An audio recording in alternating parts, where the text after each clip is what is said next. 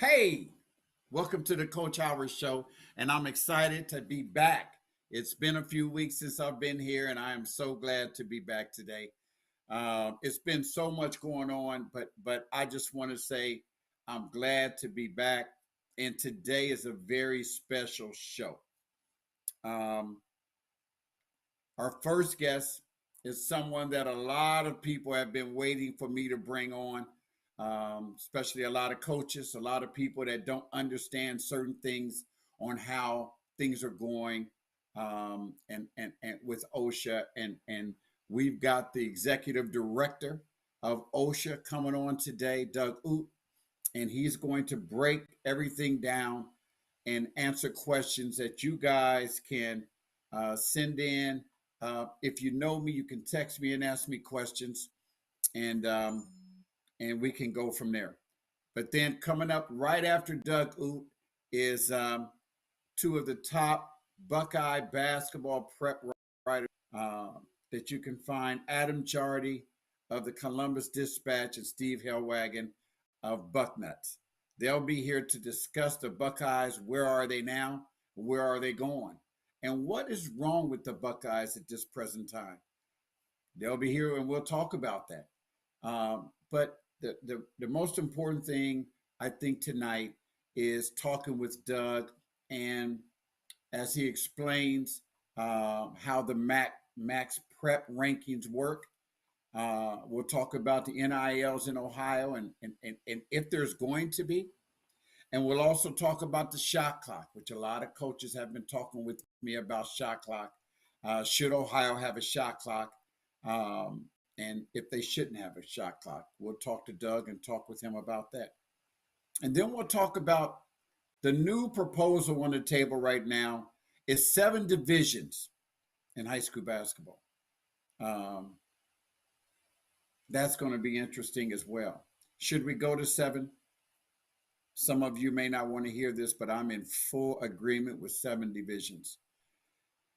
And I guess I'm in agreement with it for a couple of different reasons. And I think one of the main reason I'm in agreement with it, because with me, it's all about the kids. This is why I've been doing what I've been doing, going on my 42nd year now. I think if you add those extra divisions, it gives other teams and other kids an opportunity to play for their dream of playing for a state championship. Not only that, but it moves teams down in the divisions where they should be.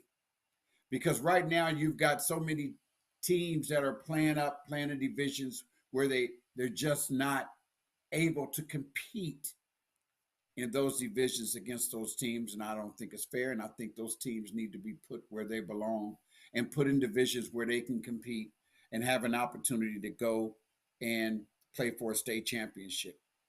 But let's talk some high school basketball. A good friend of mine, Coach McKinney, and I were talking, and he agrees with me. High school basketball this year is probably, and I was talking to Coach Cups the other day, and I mentioned this to him, it's probably the best that I've seen it in a long time. And I follow high school basketball very closely.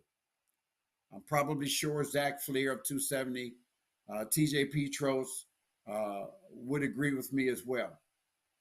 Um, so it's just exciting this year. There's no, and I'm talking about throughout the state. Even down in Cleveland, you've got your powerful teams. You've got Garfield Heights, you've got St. Ignatius, you've got Lutheran East, you've got Lutheran West, and you've got your perennial powerhouse, Richmond Heights. Those teams can beat up on each other any day, and you've had upsets that just happen all the time. We'll take yesterday, for example. Hey, I want to send a big congrats and shout out to Pickerington Central High School for yesterday going to Olentangy Orange and upsetting the Pioneers on their home floor. Wow. You can say what you want to say.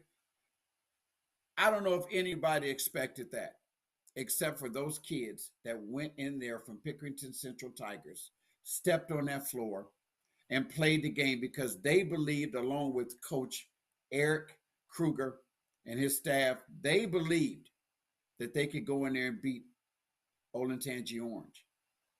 I wasn't there. I was out of town. Had I been there, here, I would have been there. But from everyone that I've talked to,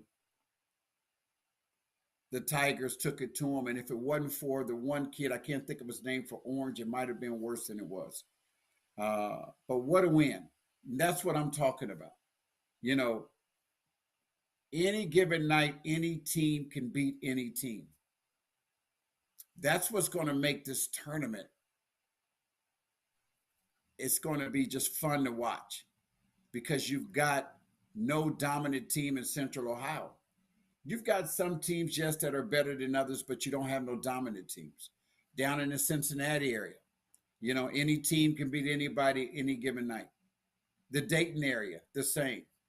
The Northwest Ohio area, it's the same. In the Cleveland area, Northeast Ohio. So it's going to be so exciting this year, all throughout the state, to watch high school basketball and get ready for the tournament. I can't wait. I'm excited.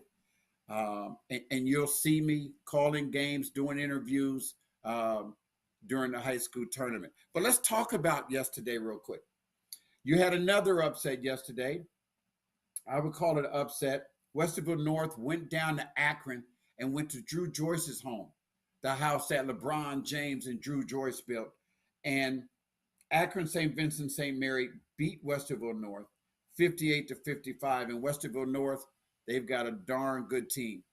But they went to somebody else's house. And once again, they played Akron St. Vincent St. Mary, who's had an up and down year, but they were prepared and they were ready to play Westerville North. And then you have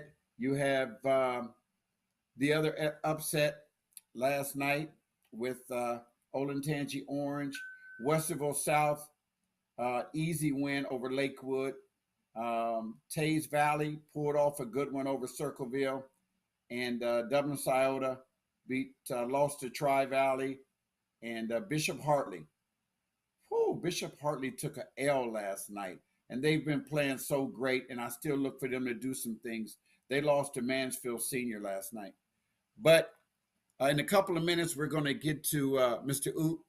But when you look at these standings, I want to talk about something real quick. The other night, Linden McKinley beat Northland, and what was an upset. But there we go again, talking about high school basketball. Northland, who's one of the top teams in the area, went into Linden, and Linden upset Northland the other night. So the way it would have it right now, the way as it sits, South is going to be representing the East, the South. The North, Linden, from what I understand, would go if they beat Beechcroft. But now what we're hearing is that Linden is not going to be able to go to play in the City League Championship because they played 2 games too many. I don't have the whole rundown on that. Maybe I'll ask Mr. Utt, and we'll find out what's going on. But I was going to go over the standings. I'll do that a little bit later. We're going to take a small commercial break, and when we come back, we've got Doug Oop, the director of OSHA. We'll be right back.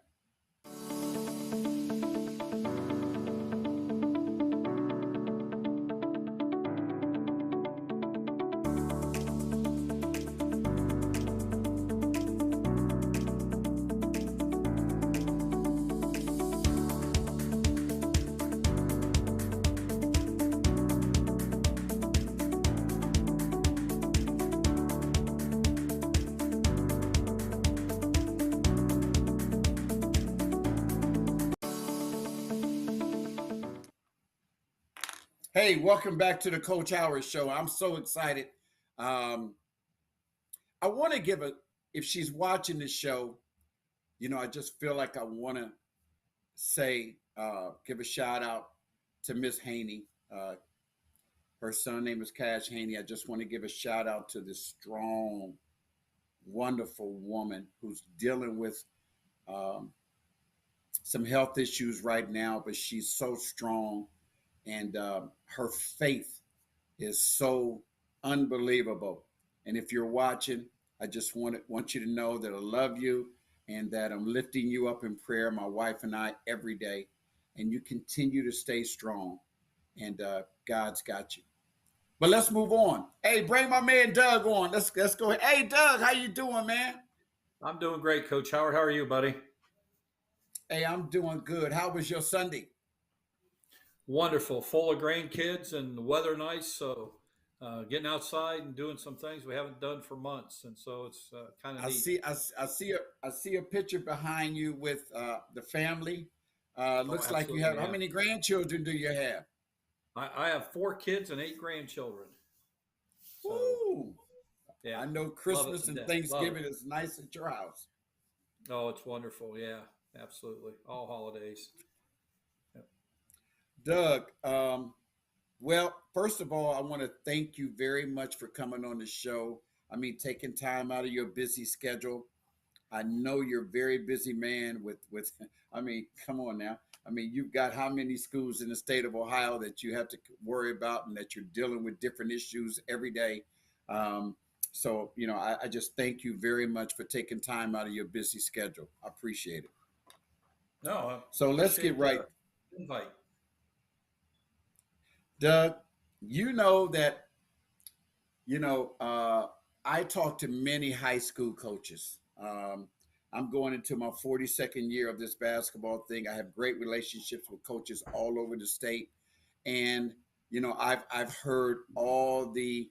Um, I'm not going to call them complaints because I don't think they're complaints. I would say more of concerns from the high school coaches, and I've had many ask me questions to ask you this, and I can't ask you all of them. So, but the first thing I want to talk about is the new proposed seven. And I know that last week you was hitting different places throughout the state talking about the new seven division proposal, which I am a big thumbs up on that. Um, and I've got a lot of feedback from coaches, a couple ads.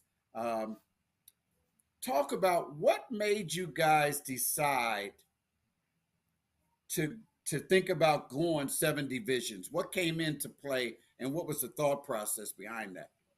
Yeah, well, thanks, Coach. The absolute number one factor in this is it's driven by our membership. And so you had mentioned about the number of schools. We have 819 member high schools in our state.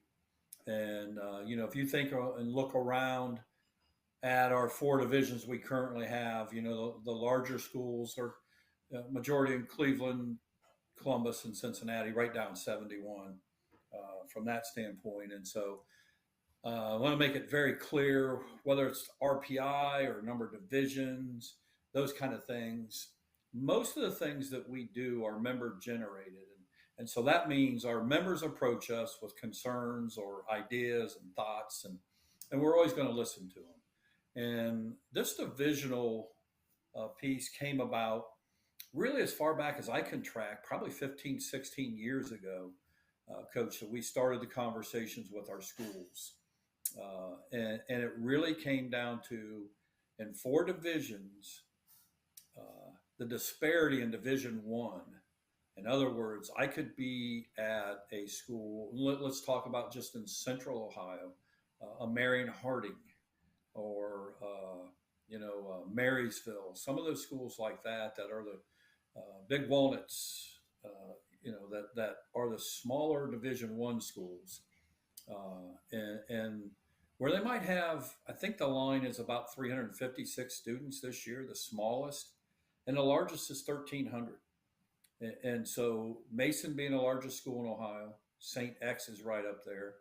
And I believe in the Columbus area, you're probably talking about Gahanna being the largest high school uh, with about 2,500 students, and the Pickeringtons, and those are over 2,000, and Newark might be at 1,500, somewhere in there. Well, if you have 340 or 50 kids competing in a tournament with somebody that has 1,000 or 1,200 or even 600 or 700, that is a big disparity. And so this is my 4th year in this position, and I walked right into this conversation. And I've been part of it because I was part of the Central District Athletic Board for so many years when I was a superintendent at Newark. And so I've been part of those conversations or privy to those conversations.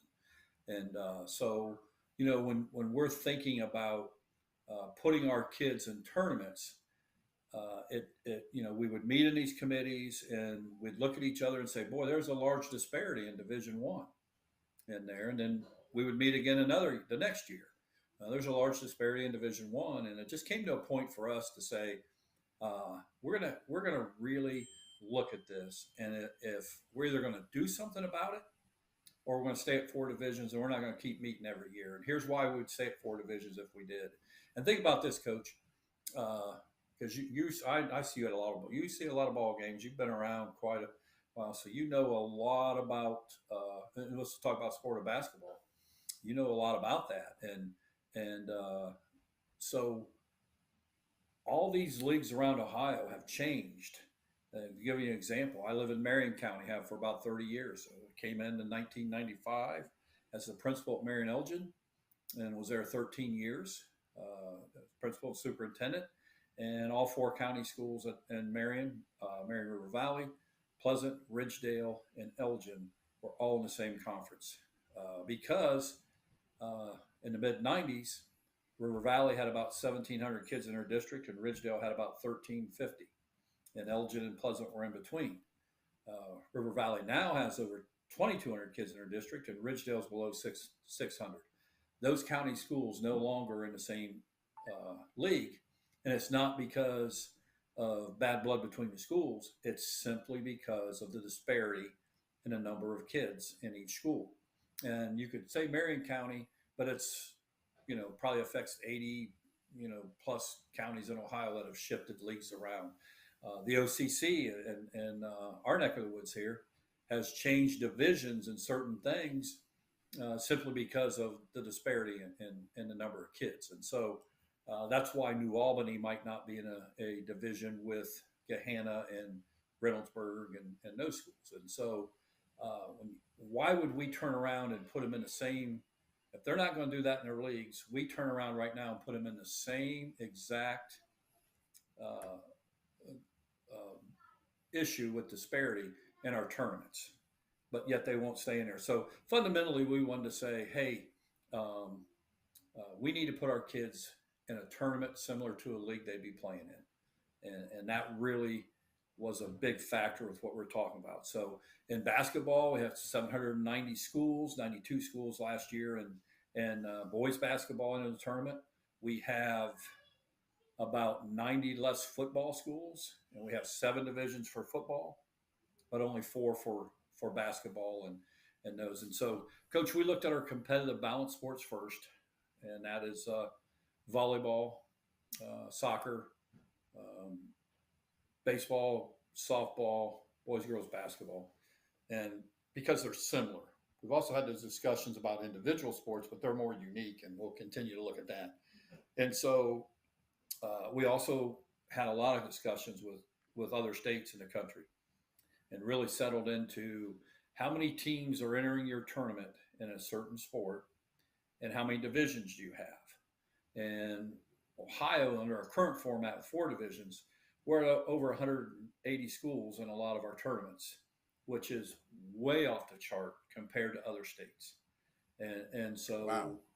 We looked at that. Even making a change to the new format we're looking at making to, our divisions 3 through 7 would have about 130 schools in them. And that's still higher than Georgia's, Alabama's, and some of those states that way. So, and we also looked at should we create an open division for schools that want to play in it? And so we're looking at all kinds of factors. Like Kentucky? Yeah, or California is one example. I mean, it really goes to an extreme. In California, largest state in terms of membership, they have over 1,600 schools, but only half their schools make their tournament. You have to play into their tournament. I think it's not Kentucky. It's Indiana has an open division, I It is. believe. It's And they Indiana. don't Yeah, have, yeah. yes, it's Indiana. And because I talked to several coaches over there as well. And, and when I remember years ago, Doug, when I first heard about Indiana having an open division like that, I still don't really like it because it gives your smaller teams, not much of a chance. But what has happened over the years is that smaller teams, smaller schools, I would say, have won the state over bigger schools. Yeah. And think about this. So Purcell Marion and girls basketball, they got one of the best point guards in the nation. She's fabulous. And they won Division III 2 years ago, Division II last year. They're cutting down on nets in the state tournament. And their AD and coach came up and said, "Hey, can we play Division I next year?" And I said, "There's no avenue for that right now." And so, do we create Slow that down, avenue for slow somebody down. to say, yeah, for somebody to say that? And in the California model, in their open division, they're told they wait till this time of year. And let's just look at Division I girls right now. Let's say Pick Central was a small school, but their RPI ratings off the chart. Uh, one of those type of things. Our office could say to them, "You're playing up."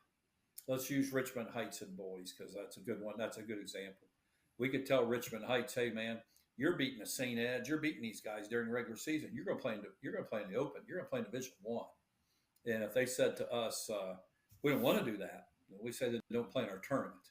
That's the California model. I don't think we want to get to the end of the year and tell people what division they're going to play in and those kind of things. So, but I only point that out just to share some of the research we've done with other states to see how they do it, and it's a lot different, and that's why we just kind of settled, Coach, on how many teams do you have in a division in your state tournament?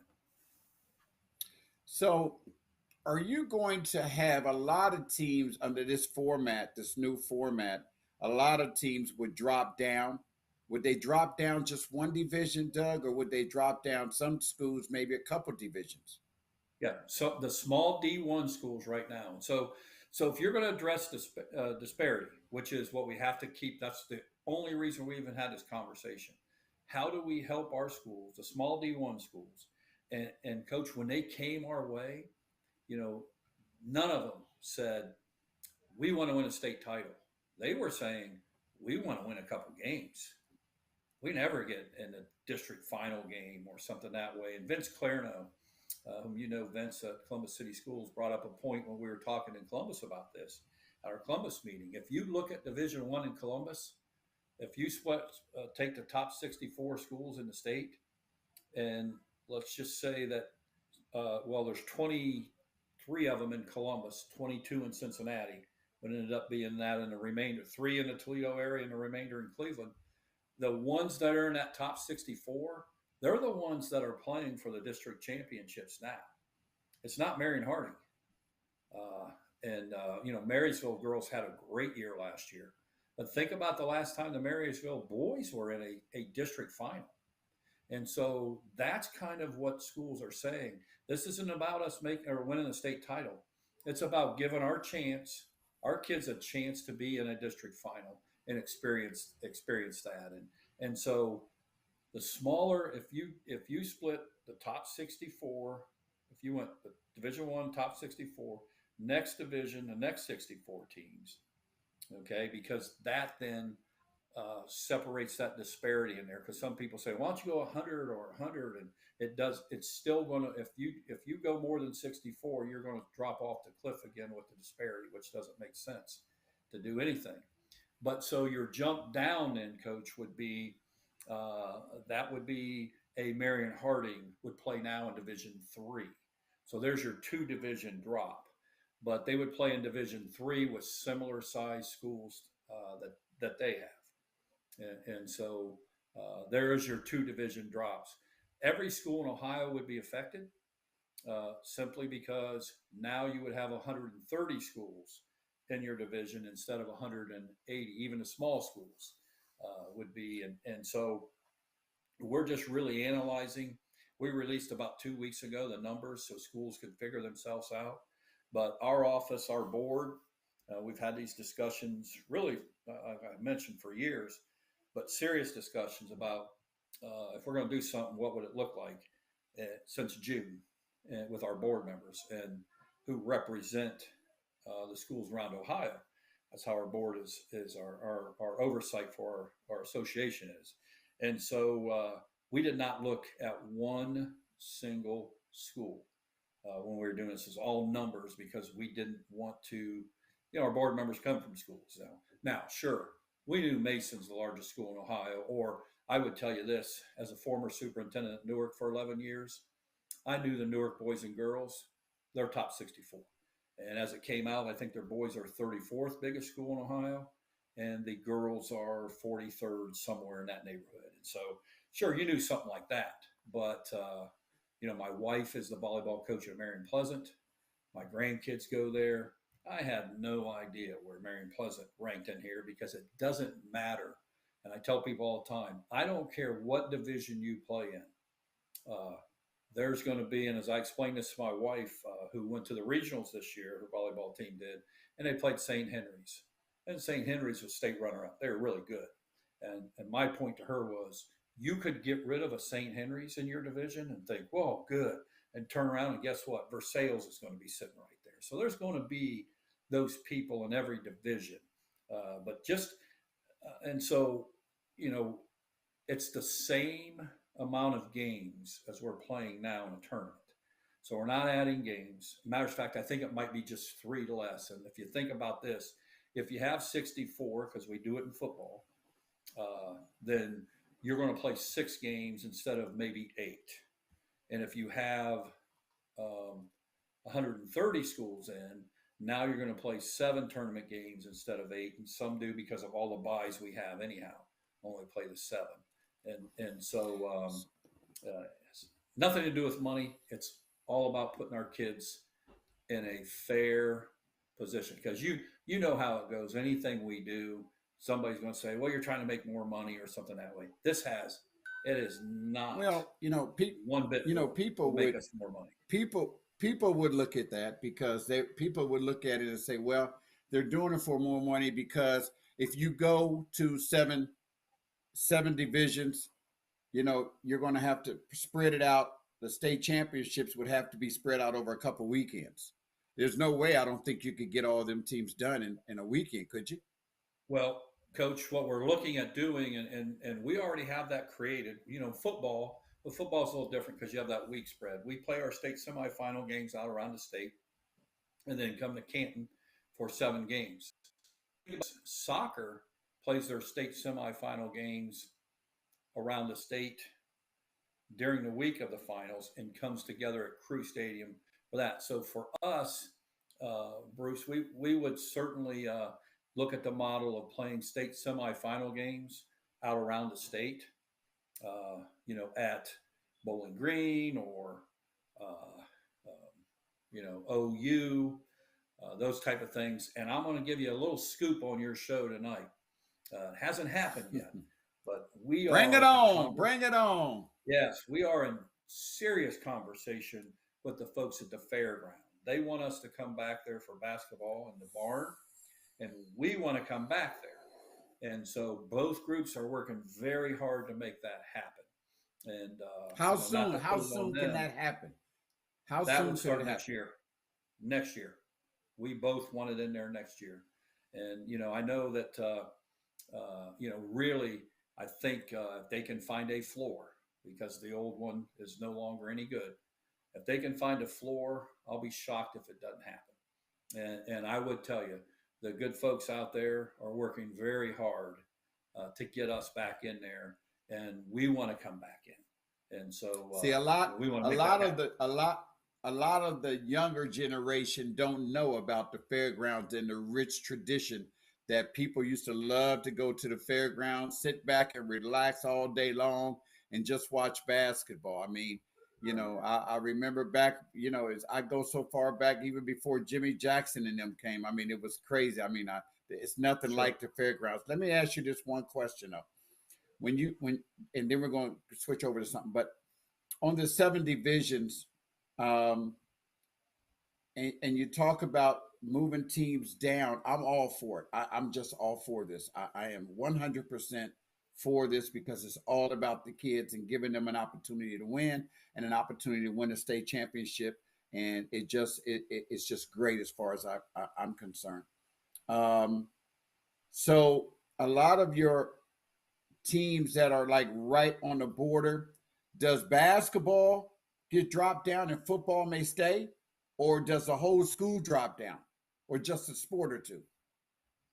Well, when you think about you do if you do seven in basketball, the format for football is in discussion right now because right now we do 64 and then split six evenly, and so you could play in Division 3 in football and Division 4 in basketball. It totally goes on your EMIS and your competitive balance Oh, and we okay. already have schools now that some schools they would play Division 3. Their boys might be Division 3. Their girls are Division 4. All those different. So each one of those sports, uh, if you're on that border, just up in the Delaware, Marysville area, North Union is a school like there where their girls have went Division 2, but their boys have stayed 3. And so those schools on the border could could have that happen. So let's move from that because it'll take us into this one right here. Let's talk about another big conversation piece. I think a lot of coaches, as you already know, are really unhappy with is the max prep rankings. Yeah. So I think one of the things that coaches are unhappy with is when you guys came out with it.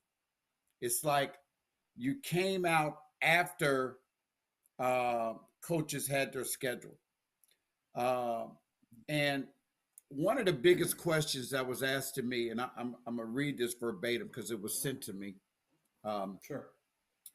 why did they implement this at a time when coaches already had their schedules done? Also, why don't games against places like bigger teams, say for example IMG or a Monteverde, they play or they play at Oak Hill, why don't they count? That's two questions. Sure. Because they feel like those are great opportunities for the kids to play those games, but the kids are going to be penalized if they play those games because they're not getting any points for them or whatever. Sure. Yeah. Well, first of all, as I mentioned about the seven divisions, the RPI system was uh, brought to us by our membership. Okay. So it was brought to us by our Coaches Association, basketball, a couple years ago to say, hey, would you look at Oh, this? okay. And if you look at the Martin RPI that's around the state, and I tell people too, and we have to make sure everybody is aware of this. This is why I tell people all the time, don't look on the Max Prep site because that's the Max Preps rating, which is different than the OHSAA rating. Okay. And so Max Preps does gather the score, they run the rating, but the formulas are totally different. Okay. So And so which we one of you piloted got which one are you using for the tournament? Which one would people need to look The at? OHSAA. So if you go on Okay. our Okay. website and click on boys basketball, which will happen next week, and uh, and get on the boys basketball webpage, you'll see the OHSAA RPIs. That's the rating that's used for the seeding. Okay, Okay. because Got you. coach, uh, we piloted this with the Martin RPI in the Northwest District last year, and I know several coaches in the Central District looked at that because if you're a Division 1 coach in the Central District, you got 48, 49 teams regularly in your tournament.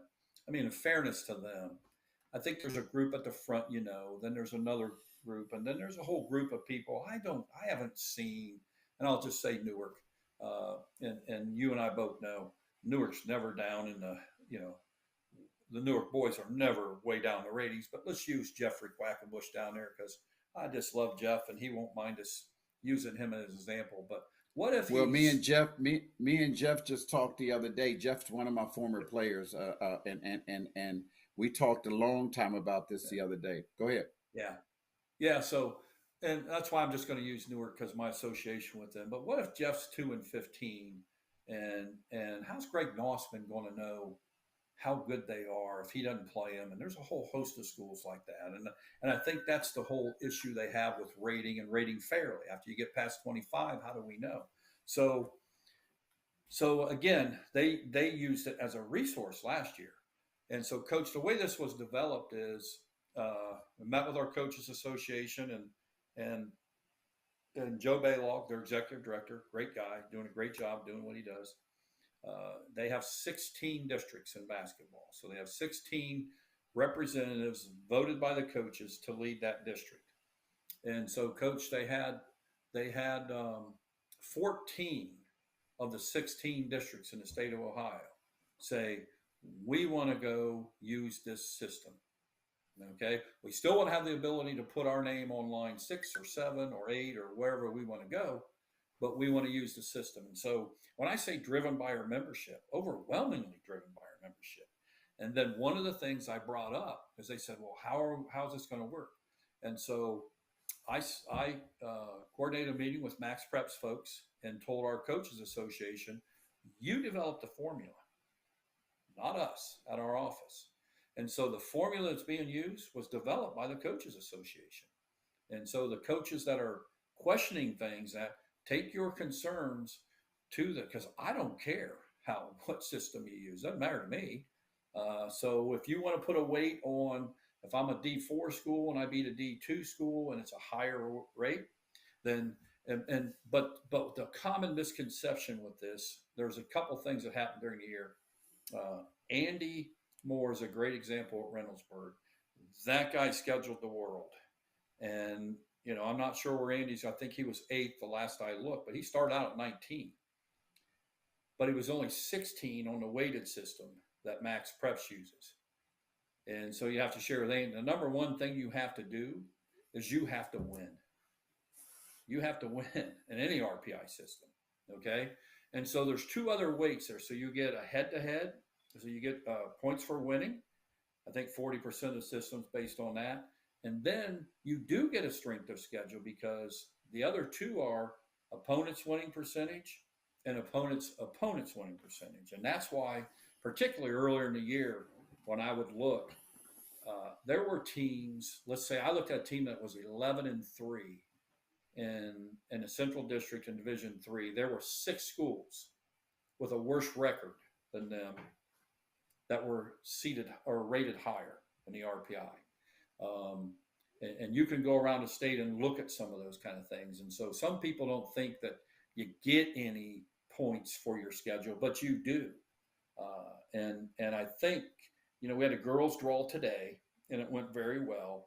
And I think as it played out, they realized, everything's going to be okay that way. And so when coaches are complaining that way, I always just refer them, talk to your coaches association, because if you want to put a higher weight on head-to-head competition, then Max Preps. So what would you suggest for coaches that are watching? And I give an example. I was talking to we're having a big showcase next year. It's called Earn Your Stripes, the Adidas Hoops High School Showcase. And in talking to some coaches, some of them say, well, coach, I've got to be careful who I play, because if I play certain teams, I'm not going to get awarded for it. And I need to play these teams. And now you've got coaches, they're all now got to watch who they play instead of playing, where before I know several schools where they play to get tournament ready. If you look at Richmond Heights and look at their schedule as an independent and look at the teams that they played, you look at Reynoldsburg, like you just said, Andy, look at the teams that they played, it gets them prepared for the tournament, because they're going to play against teams that they won't play against in the tournament. So it gets them prepared. What do you say to those coaches that usually do that? Pickerington Central, Eric Kruger does a great job with that. What would you say to those coaches? Is that going Well, to hurt for them if they us, can?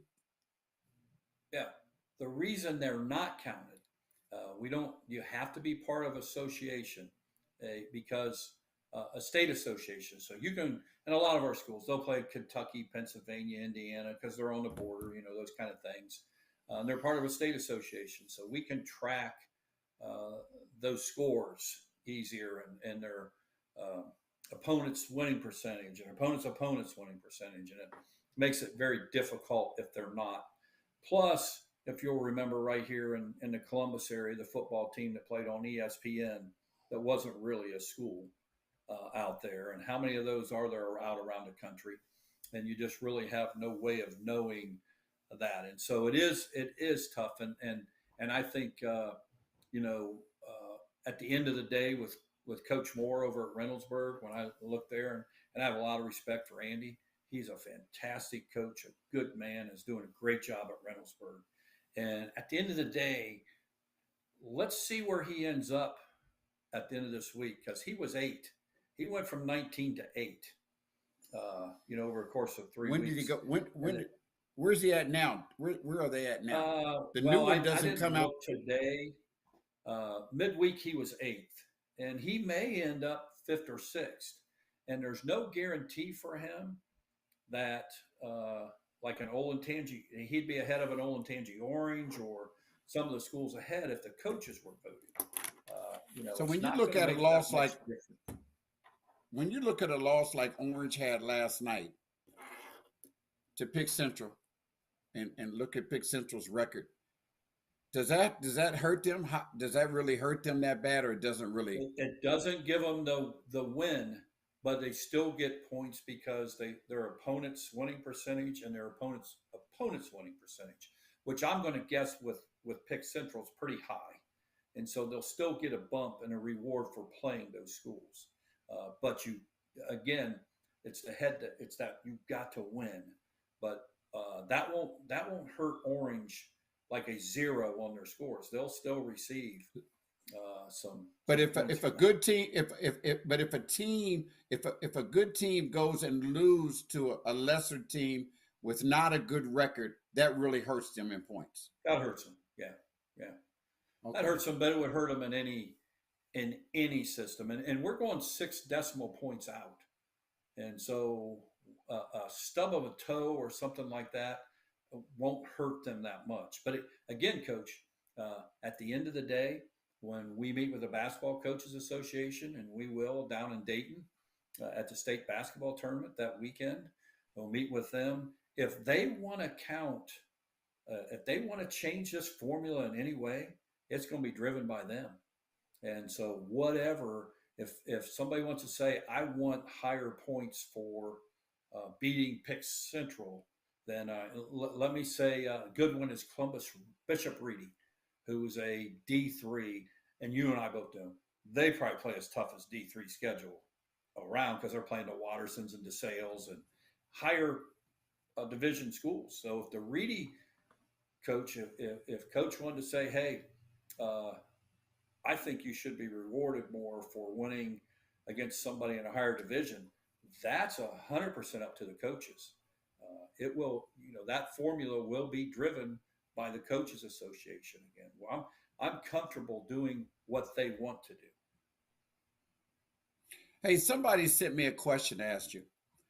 It says, asking why don't they do like the NCAA and have an RPI system, but use a committee to seed the tournaments? Teams in the top 10 RPI don't guarantee they are a top team or deserve a top seed. Did you want me to read that Yeah, again? again, yeah, I would answer it this way. We've never had that discussion. And again, uh, I don't want to be the person to say, hey, I'm the director of the OHSAA and we're going to do it this way because that's the way our office staff feels that way. And all 28 of our sports, we communicate with the Coaches Association. And that's why when I say they're member driven decisions or member driven initiatives, then this is an example of that. And And so if the Coaches Association came with something like that and wanted to have that discussion, I would guess that who do you put on that committee, from our standpoint?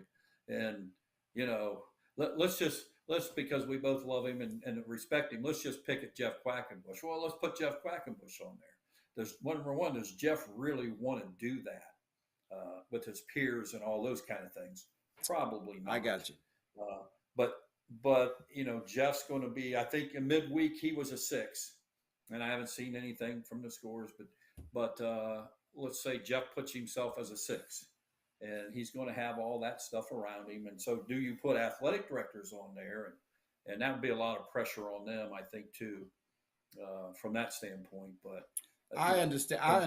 I understand what you're saying. I really do. I understand about that. That. Tough. But yeah, it's kind of tough. Who sent you the question? Let me just. I apologize. Let me finish with this.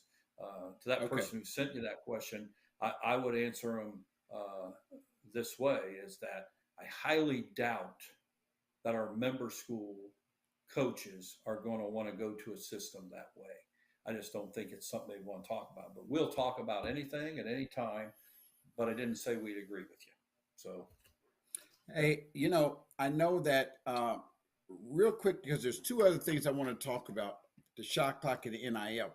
But can I touch on this? I know there's something going on really big down in the Cleveland area on your transfer rule. I know you can't really get into it, but in the transfer rule, what can you say to people that want to transfer to schools and because I've seen situations, Doug, that and talk to parents where their kids are at schools mentally they're not in a good place, and they're not getting their schoolwork done. They're depressed. They're just not there. And the family, whether they're a basketball player, football player, whatever, but the families want to get them out that school. How does that work as far as the transfer rule? Can they transfer to a school and just sit out the second half, but they can still come back to that school the next year? How does that work? Because I know you guys are. Yeah, that's one option. The other option, and I always tell people this is, please. Well, the one thing that I think people have to understand is the move has to compel the transfer. And so you can't just go from school A to school B because I want to play basketball for that coach and I play AAU with those guys. That move over there doesn't compel that transfer. Dad getting another job, mom getting another job, got a great deal on a house, things of that nature where that move compels the transfer. But the number one thing that I share with people all the time is feel free to email our compliance department, because I think when people get in trouble, they're out about at an AAU tournament or something, and that's what I call the jailhouse lawyers. Every parent in the world says, "Well, you can come over here. All you got to do is da da da da da," and the parents do that, and then find out, well, you can't do that. The move didn't compel the transfer. There's no exception, because we do have some exceptions in our bylaws for that. And so, but again, those are voted on by our membership, and our membership expects us, and we want to follow our bylaws and make sure everybody transfers within rules. But you said the one thing there, if you wanted to come play for Coach Howard at School X and you think he'd be a good influence on your son or daughter, then if you transfer over, then sit out that second part of the year and don't play in the tournament. And now I can play my junior and senior year. And because, Coach, you're around a lot of coaches. You know that it's not like you play the first half of the season and that coach that if you're ineligible to play the second half in tournament, that coach isn't going to say, "Hey, don't be around me till June." You're still going to be around things. You're just not going to be able to participate and stuff. And so hey Doug, before we get to that, there's other 2 topics. We got about another probably half hour. Before we get to that, what went into the decision to change from being ineligible the first semester to you guys switching it up to the second semester? Not being here in the office and part of that decision, but being a long time basketball fan. And I started going state tournament coach in 1977. And you're a Columbus guy. You don't look, you're not probably not as old as I am, but I was freshman in high school, and I remember that Lyndon McKinley matchup with Todd Penn and that group with the Barberton guys, the Bodner twins, and went to Michigan, and Carter Scott came to Ohio State. Okay, so I've seen a lot of state tournament games. I haven't seen all the games, but I've been at the in attendance at the tournament. So I think if you go back now a decade easily, there was a school out of Cincinnati. I forget which school it was. I believe they're Division III, that might have been 0-11 and had 6 kids become eligible, and they won out. And so I think our membership says, hang on here a second. That's not what this is all about. And so it got So can I stop? Can I interrupt real quick? Sure. 1975, that Lyndon McKinley team. They went 8-8 during the regular season. I went there and played 8-8 during the regular season. There was 5 people that came back in the second semester. They went undefeated. They beat Carter Scott, Phil Hubbard, and all of them, and went on, and we won a state championship. Oh. So I just wanted to remind you of that. They had the five key guys were ineligible the first semester, came back the second semester, and won the state. But go ahead and finish. No, I did not know that, and so it even escaped our association years, another 20 years before we made that change. But that is what that's what I believe precipitated all the discussion about that can't happen, because a lot of kids and a lot of schools would say, well, I really don't care about the first half of the season. If they move in and they've got to pay a penalty to move in, they just have to sit the first half. They come out, will be state champs. Then is that fair to our member schools? That way. And I apologize. I'm not sure of the school and don't want to start guessing at that. But that's what led to the change with our membership. Here's another one that's real big in Ohio, because I think what's going to happen is you're going to start to see players leave the state because, Michigan they approved it. It's in West Virginia. And from what I understand, it's about to happen in Indiana, Illinois, NIL, giving young people an opportunity. To me, it's kind of the same as a job. The only difference is, well, I don't know if it is a difference, but with NIL, you would be able to do a commercial. Say a kid is a star and he lives in a community. He can do commercials for, the pizza place or the local grocery store or whatever, to make some NIL money. Have you guys had discussions on bringing NIL to the state of Ohio? Because your top players, look at Darren Peterson. He leaves, the best player to come in this state since LeBron James, and he leaves and goes to Huntington Prep because he's allowed to get an NIL deal. It's going to happen more. I mean, I'm talking to people, I'm hearing about it. It may happen this year from what I'm hearing. But can you talk on that for a second? Sure. Yeah. Ohio, I don't know if we want to call it jump the gun, or we were on the forefront of that for high schools, because we have Ohio State University in our state. And you know how colleges, there are only very few that are like Ohio State.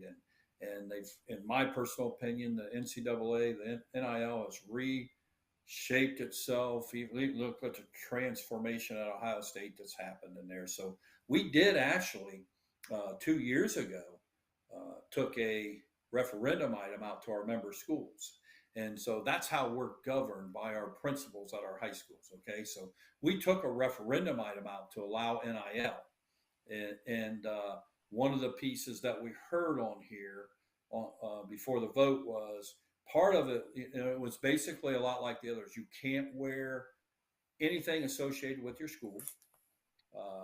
You can't, your team or an individual can't benefit on any part by being part of that school and part of that program. And your team couldn't benefit. And what our schools didn't like about this that we heard was you have to notify your school that you're doing it. Okay. And so that failed with our membership. 2/3 of our membership voted against that. In fairness to our school principals and our schools, they were a little worried about what it would do to the amateurism of high school sports in Ohio here. So, but I'll tell you, I still believe now, as much as I ever have, that when that failed, it is coming to Ohio at some time. Now, I'll also share with you, I've had some conversation with some lawmakers recently who have shared with me that they think since colleges can do it, they think high schoolers can do it. And so we are starting some discussions with some of our lawmakers about shaping some of that conversation. And so do I think it's coming? I do think it's coming. And I'll tell you, Coach, the biggest piece where I think it's coming from will be on social media for kids. When you and I were in high school, obviously no social media, none of that kind of stuff. But the opportunity for kids that's where companies are putting their money in to kids. And think about this one. We had a very, very good point guard in Ohio that's playing college basketball now that was offered money from a sportswear company, 80 cents a like. If he would model their clothes, he was not allowed to do that. I think that's where it's coming. Yeah, that's crazy. That's crazy, Doug. It is. Yeah, that's It crazy. is. But now, somebody there's some people coming in with a couple questions.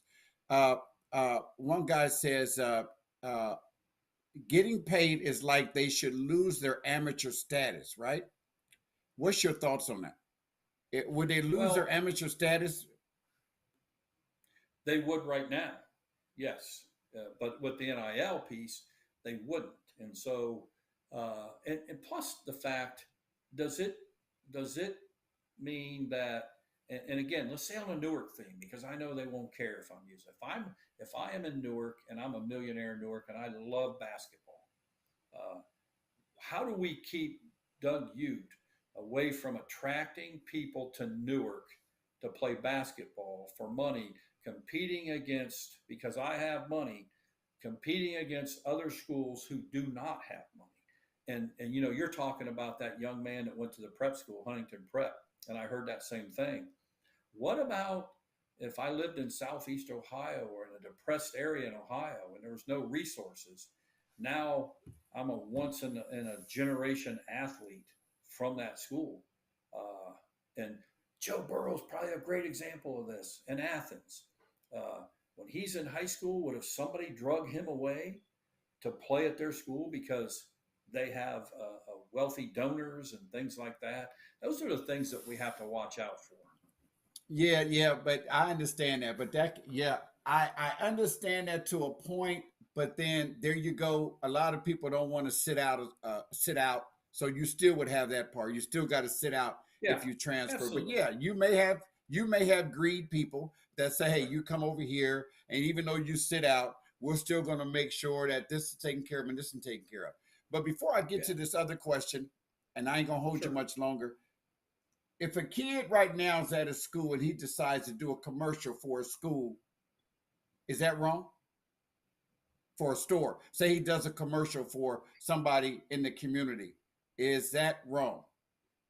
By our bylaws, as long if he got paid for it, that would be against the bylaws. So what's the difference? What is the difference for that person working for that person that he did the little commercial for? That's a job for him. So Right. what is the difference in that and them working part time at a store earning money for another job? Right. Well, I think that's the question. I'm not going to say I disagree with you at all that way, and it's not really how I feel right now. It's how our membership feels.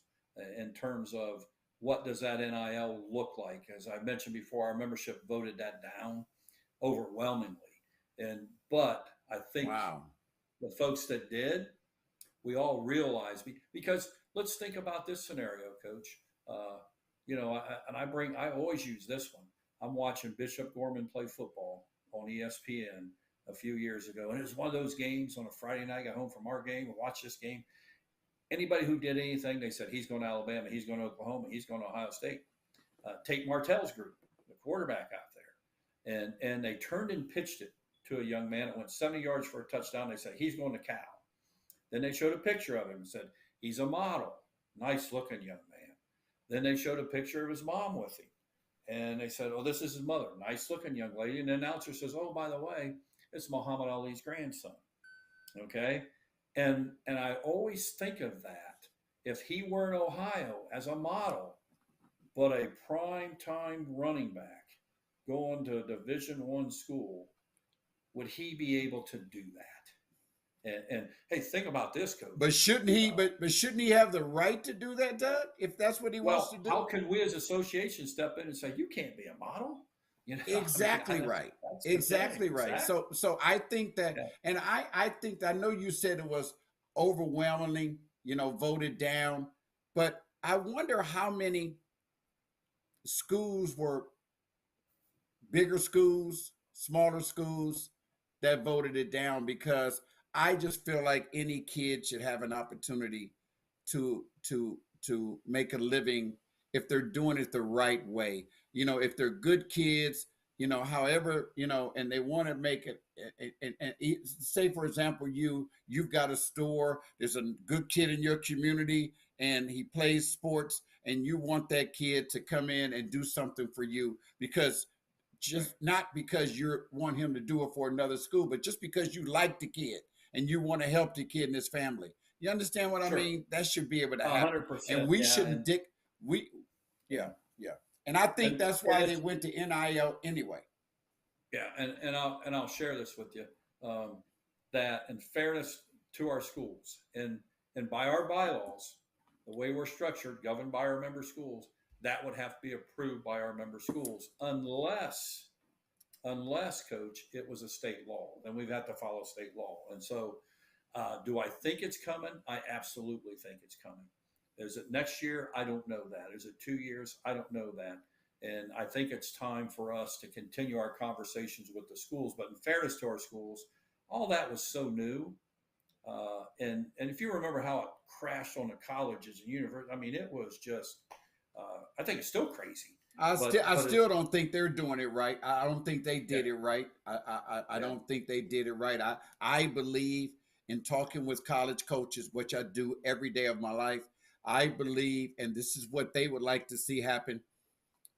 The college coaches would like to see everybody across the board get the same thing. The kids that are not the superstars, if they're playing at the school, they should all receive the same amount of money. I'm in total agreement with that, because then a lot of this stuff that's going on right now would stop. And I'm just in agreement with that. But the job that you do and it's just a great job. And you guys at OSHA, I have all the respect for you. I'm not a high school coach, so I don't really have no fight in it, but I do listen to a lot of high school coaches and talk to a lot of them, and I understand and I agree and disagree with some of them. But let's move on to this next subject, which has been talked about for a long time, and I'm sure it was talked about before you got in. And I get a lot of mixed emotions from high school coaches. Shot clock, the shot clock. Where are we at in that? Are we close? Well, I think we're closer than we were last year, and I'll tell you why. Is because as this is year 4 in this position for me, I get this question asked, and it kind of died out for a year. And I've handled it this way. We're not going to push this until we get pushed to do it by our coaches in Ohio. And I think there is a movement that way, Coach. Number one, I'm a former head basketball coach here in Ohio, and I see a lot of basketball games like you. And when I see that, I think to myself, Lord Almighty, number one, is it going to improve the game for kids? That's always a question I ask as a basketball administrator for basketball in the state of Ohio. Is it going to improve the game? Okay, heck, uh, the average shot goes off in the country in like 18 or 19 seconds, and I watch a lot of games thinking, Lord Almighty, I don't even know when we'd use it. Now, the former AD in me would say, and that's why I tell our basketball coaches and our ADs, we have to engage our ADs in this because people say it's going to add expense. Well, that expense of $6,000 to $8,000 to buy the shot clocks, if you spread that out over 20 years or whatever, however long that clock works, is not really the thing. It's who's going to run it, and it's already hard enough to man people at the table. And so, from the AD standpoint, what are their thoughts? And then again, I think that fundamentally, the number one question is it going to improve the game? And, I think one thing I would tell you, people say, yeah, but I watched a game the other night and, team was up 8 and they held the ball for 45 seconds to a minute. And I said, I get that, but they earned that. They gained that lead. They did. And then I always use the football. I said, I watch a lot of football games. If I'm up 21-7 in the fourth quarter, I'm not going to be throwing the ball a lot. It's almost like in basketball. I got to shoot it a certain amount of time to give the other team a chance to catch up. And in football, but you don't say, I'm going to stop the clock to give them a chance. So that's my thoughts. I think, well, I kind of in agreement with you. I mean, I look at it from both sides. I would like to see a shot clock, but I understand coaches that don't want it. And one of the main reasons, Doug, why I would like to see it is because I think it prepares the young men for the next level. I think it prepares them for college because college, they have the shot clock. They're not going to go to college and they're not going to move the ball around for 40, 50 seconds. They're going to get that ball and they're going to have to move and they're going to have to get attack that bucket or put the ball up. So that's the main reason why I'm in for it, because I think anything that's going to help prepare the young men for college, I'm all in. Right. But I understand your point of view too. Let me get you out of here in a couple of minutes. Doug, you've been around this game for a long time and you've seen many, many changes as I have, right? I'm going on my 42nd year in this game. And, what have you seen? What is the biggest change that you've seen in high school basketball? Let's just say we could say sports, but we'll say basketball. What is the biggest change that you've seen overall? Is it social media? What have you seen? I just think with the kids, there's a couple things that you can tell the communities that, where I grew up, I went to school, Clear Fork High School in Richland County, and that's what you did on Friday and Saturday night. The whole community was there.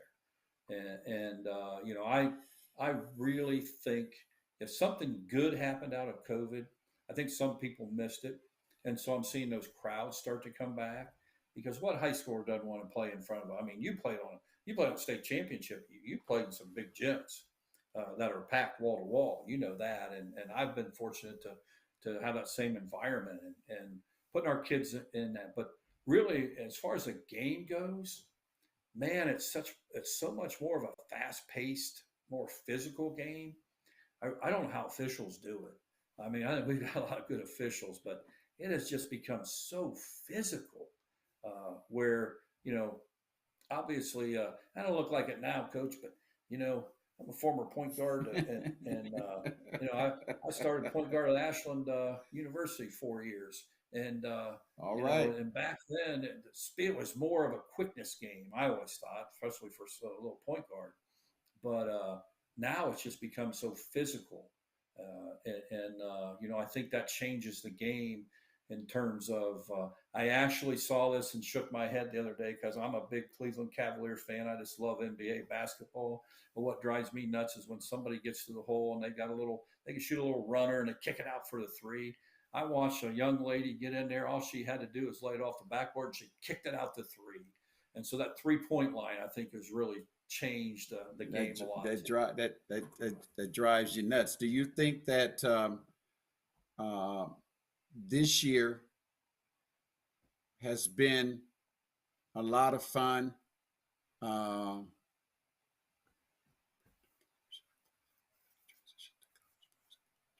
oh, that's just what I said. No, somebody. This is a college coach down in Northwest Ohio. He said, as a college coach, I see players come in not prepared to play with shot clocks. It would have the Yeah, transition, help the transition to college, and that's what we just talked about. yeah, But yeah. Doug, I want to say that this year, more than a long time, that the parity in high school basketball in the state of Ohio is better than I've seen it in a long time. There's no dominant teams. You know, anybody can get beat at any given night. Look at last night. Pick Central goes in to Orange and beats the Pioneers at their place. You know what I mean? I mean, it just happens. Uh, it has to be exciting for you guys over there at the office, seeing how this parity is, no dominant teams, which is going to make for a great high school tournament this year. Which, by the way, Doug, last year I did the halftime shows down at the state tournament in Dayton, Yeah. and it went great. I had some great guests. It went really well. I had a lot of people been calling me, asking me, "Am I doing it again?" They really enjoyed that. But you know, it's going to make for a great tournament. Do you see the same thing? Do you guys talk about that? Yeah, we don't talk about so much. Obviously, just from fan perspective in our office, I'm one that gets out and sees a lot of games, and because I really look at, Bruce, I retired as superintendent at Pick or at Newark, and I always tell people all the time, I don't have a house in Malibu. I ain't worried about paying my electric bill, and so this is a passion for me. And I always tell people all the time, I get paid to go to games. And so I just love to watch the competition. There was a girls' game down in Marysville a couple of weeks ago that my wife and I went down to, wall to wall, Marysville and Olentangy. And it was such a high level of, I've just seen a lot of games this year like that you get inside a minute and anybody could win. I mean, it's tied That's right. you know, or right there. And I've seen a lot of that, which makes it I'll tell you, nobody's headed the exit before the final buzzer. And That's your right. point about the parity in there, and that just makes it better for the kids Yes, and the it does. It communities really and the fans. Great. yes, and for the fans, Right. I'm going to let you go, but I noticed that this year you brought the Division I regionals back to Ohio Dominican, which I think Right. is great. Now the Mhm. D2, is it just D1 or D1 D4 and D2 D3 is up at OU? Is that right? ODU I think you brought or Division I back to OU Ohio down in Athens. Dominican. Yeah. Ohio Well, Dominican, and then right. and then then D2 and D3 is at Ohio U at Athens, I think. Yeah, Am I in the right regional, or wrong? exactly. Yeah, like it always Right. has been. So really, last year's Athens was just in conversation with a lot of D1 coaches uh, in the Central District who were going there, and I think and forgive me, I forget who probably picked Central and somebody sold out like in 10 minutes, and I think at ODU we can get about 1850 in there from that standpoint, and so we want to see, should we go to Athens and allow the kids to play more people get in, allow the kids to play there, and overwhelmingly the coaches that went down there, they didn't even qualify the regional. Heard back saying, hey, they didn't like that, and so we moved it back to Ohio Dominican. Now, based on a little scoop I give you before, if we get a floor in the fairgrounds, and everything, that's where we're going to end up being, and that'd be great for everybody. And Bruce, I'll tell you, uh, because my son went to Marion Elgin and all his friends, they wanted to get to the barn and play. That was a goal for those kids. They grew up going with me watching games down there. The only change we'd make is we got to give our young ladies the same chance that our young men have to play in that place if we can get there. So yeah, that's kind of why we went to OU and then we're back to Ohio Dominican based on what the coaches just, so we understand that. Um, I noticed that you called me Bruce a couple times. I mean, and rest in heaven, Bruce Howard. Oh, That used to, yes, and I that's okay. apologize. Yeah. That's okay. That's okay. But you had the right thought, uh, well, at least we know you're thinking about him, which we're always thinking about him, and he's right here with Yeah, us. it's good. But Good guy. hey, Doug, I want to Before you say, go off, Coach Howard, before you go off, Bruce, I have to tell you, my daughter played in the Nike League for him when she's in second and third grade. That's what's on my mind. That's why I say that. Good man. wow, I wow, apologize for that, yes. but That's all if I'm right. No, gonna you ain't no misstate that, apology. that's Ain't no yeah, apology at all. You don't yeah, need that. yeah. That's an honor. Uh, you know, thank you very much for coming on the show. I mean, you gave a lot of wisdom. You gave a lot of knowledge today. I know you deal with a lot, and I just appreciate you taking the time out to come on the show. I really appreciate it, and I look forward to. I know I'll see you.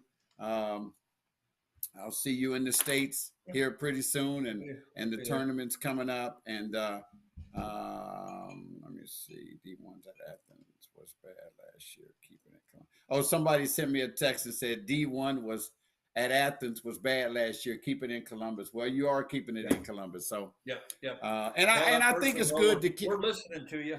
Yeah. yeah, I think the So kids want to play at home. I think they yeah, want to play at sure, home. But sure. uh, And thank let you me share very with you much. before I get off. Coach, the appreciation goes back to you. I really appreciate folks like you in Ohio that promote our high school sports in a very positive way. And so thank you for doing that. Oh no, you're very very welcome, and it's what I do, and I tell people all the time, I do what I do because this is what God has me to do, not man, and this is what I'll do until I'm not able to do it anymore. And I love what you guys have done, and I may not agree with everything, but I know that hey. The weight that you carry on your back, you can't please everybody and make everybody happy. And just continue to do the best you can, man. And I thank you for what you do for high school sports as well. All right. Thanks, Coach. I'll see you. I'll Thank see you. you Thank around. you. Thanks, buddy. All See you, right. buddy. I'll see you soon. Thank you. All right.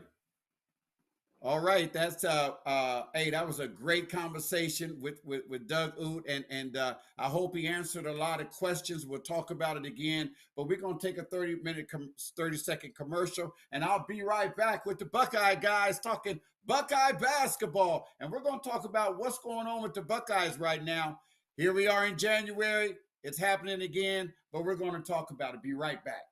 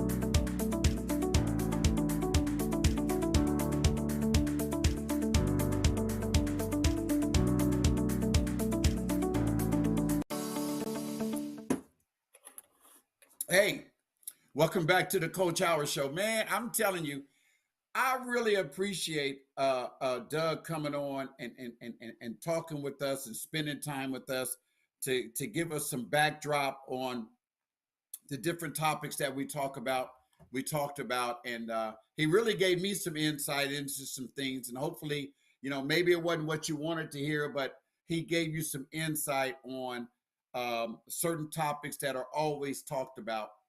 And he said that he believes that the NIL is going to happen, and I believe it's going to happen at some point too. But this is the one thing you got to take from this.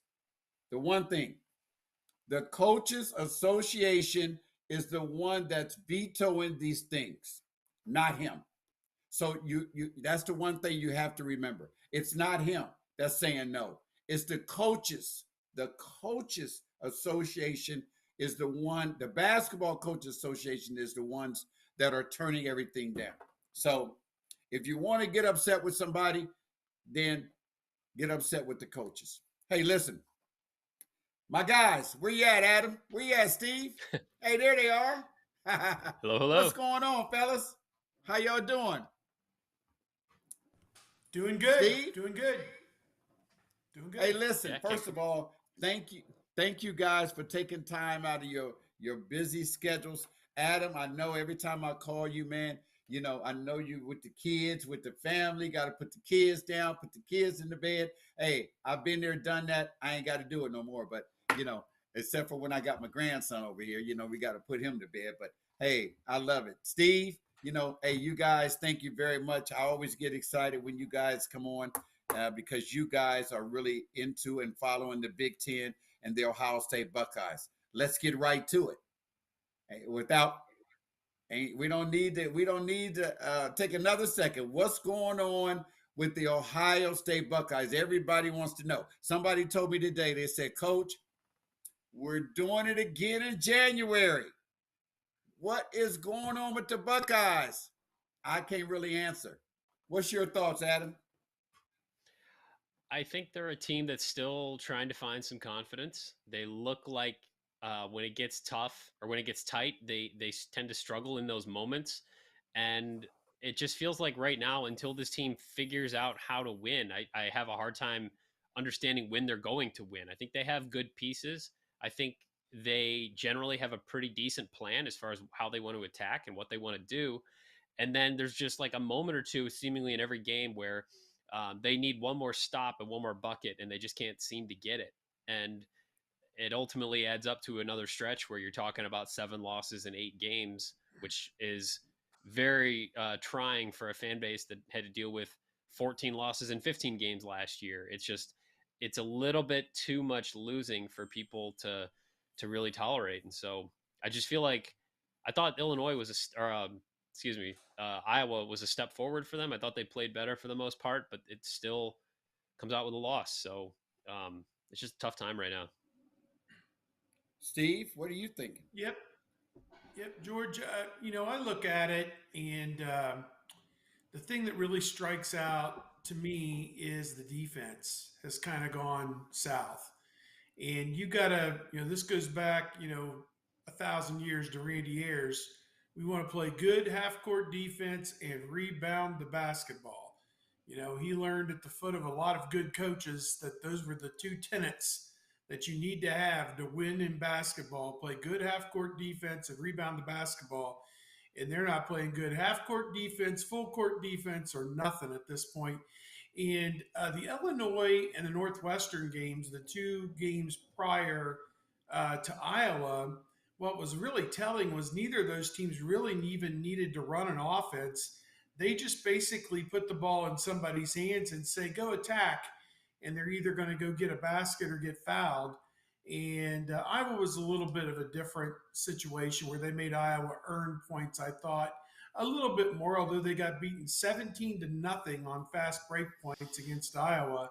So that was what was the undoing in that game, more than half-court defense. But I think the offense is coming around a little bit, going to get some other people involved, Devin Royal maybe, and some other people to help out. You know, they got a lot of issues. They got a lot of problems. They're better than they were last year, but still not good enough to be at the top of the Big Ten. And it's unfortunate. And, you know, a year ago where we thought buying out the coach seemed like a completely foreign concept, it's looking more and more likely like it's a possibility at this point, given, you know, where things are headed, the lack of interest in the program. To be honest with you, people are done. They're fed up. And I can understand it after last year and this last month. I mean, who wants to go down there? We went through all the issues last year when we all talked about just trying to go to a game there. It's such a pain in the ass. Who wants to go down there on a school night, Tuesday night, 7 o'clock, and watch them play an Indiana team that just got killed at home? I mean, it's like, what do these games even mean at this point? It's like you're not even playing a meaningful game in terms of the college basketball landscape. I mean, Ohio State, Indiana usually means something. In this case, what does it mean? So they got a long way back to respectability in my mind. And, what can you do at this point other than just put one foot in front of the other and try and make it better tomorrow? Well, let me ask you guys this. Let me ask you guys this. Do you think that when you watch them play, are they not? Do you still see the excitement coming from them now? Do you see the excitement coming from the players? Because I noticed a little bit different, and me and you talked about this the other day, Adam. I noticed that the coaches, it just seems a little different over there on the sideline. And after a tough loss like that yesterday, does that really take more of a mental effect on them, you think? That's a really good question. I was actually, being in Iowa City and seeing them with my own eyes and talking to them post game, I actually felt like they were a little more upbeat than they have in some of these more recent games, because I think they legitimately feel like they played better at Iowa. They just lost, and you're going to have that in the Big Ten. I think they think they're not far off, and so it does seem to me that when things go sideways on this team, they have a hard time. And yeah, you might see it start to weigh on them a little bit, but um, I think for the most part the effort is there. I don't know where it was at Northwestern. That is kind of the outlier to me, but I feel like for the most part they do seem to have pretty much the same energy. And to a man, they will tell you that there's still 9 Big Ten games left, and it's hard to imagine that they're going to put something together that's going to turn this team suddenly into an NCAA tournament team, or a team that's going to climb the standings. But they do still believe in that they have a long runway ahead of them, and that they still have goals that are achievable. So I have not sensed that weighing them down just yet. It's different when they start to get behind in a game, though. Then it feels different. Steve, what do you think about that? Do you see a different attitude with the team now? Do you see the same spunk that we saw maybe a few games ago? And but the biggest thing is, and me and you talked about this the other day, Adam, but then they turn around and lost the way they lost yesterday. Um, not yesterday, but was it yesterday It or was the other day? was it Friday Friday. night? Friday night. Yeah. Friday.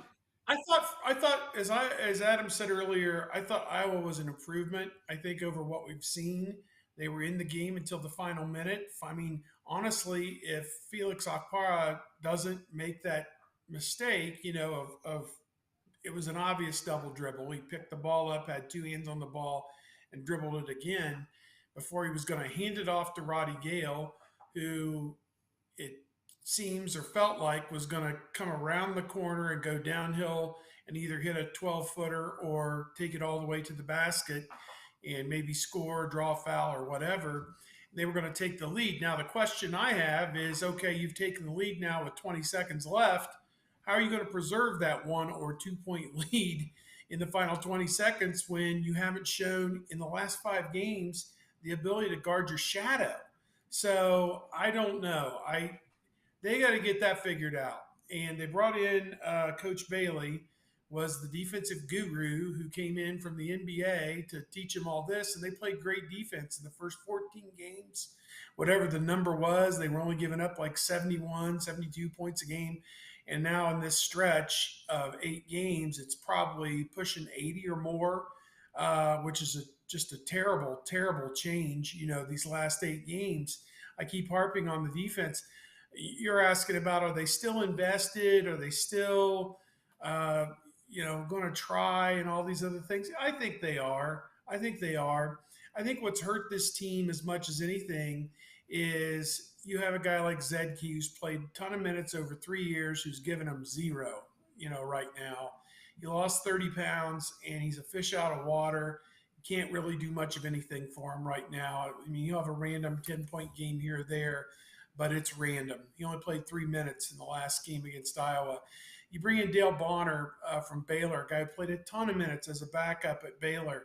He comes in, what is the line from Bull Durham? He couldn't hit water with both hands if he fell out of a boat. I mean, he just nothing he does is right.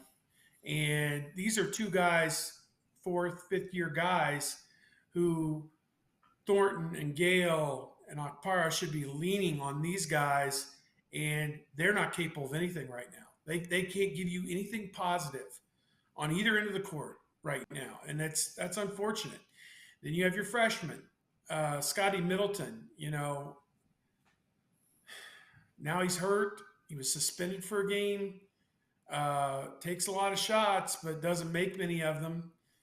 Devin Royal, it's taken him until 20-some games in to earn a spot, which I think that's pretty normal for a freshman. I think his progression's been pretty good, but up until now, you couldn't count him to give you anything on any kind of a consistent basis. So that's 4 of your 8 guys in your rotation who are giving you donut. And I mean, it's like, I don't know what to tell you. I missed the game. I missed the game over there.